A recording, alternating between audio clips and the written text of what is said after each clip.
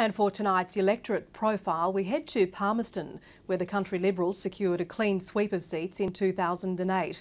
Labor thinks it's in with a chance to take back at least one of the Palmerston seats after completing several large infrastructure projects.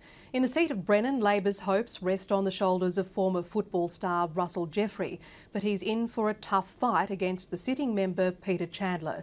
Danielle Parry reports.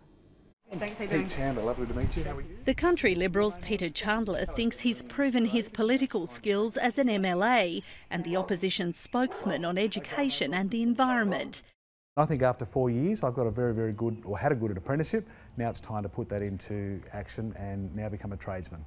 He says cost of living pressures are biting in Brennan and the government needs to work closely with developers to relieve the rental crunch. It is hurting too much and that's what we've got to do. We've got to focus on being able to drive down the cost of living here in Darwin.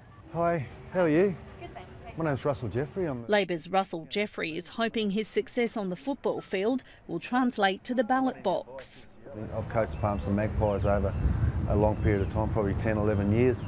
And through that commitment and dedication with the football club, you obviously get to know a lot of people.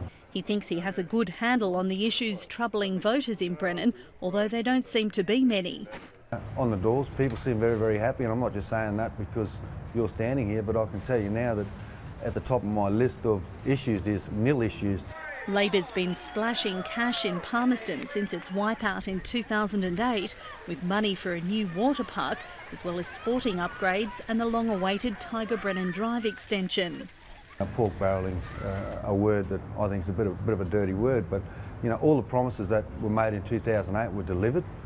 In recent times we've had a fair bit of money being spent here in Palmerston, but it hasn't been that way years before. Brennan takes in the suburbs of Farrer, Gunn, Bakewell and parts of Rosebery.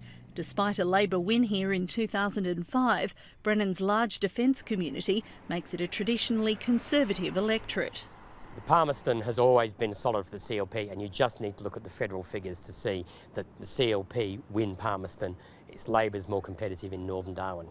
This week's NT News opinion poll in Brennan predicted Peter Chandler will safely hold on to his seat. Danielle Parry, ABC News, Palmerston.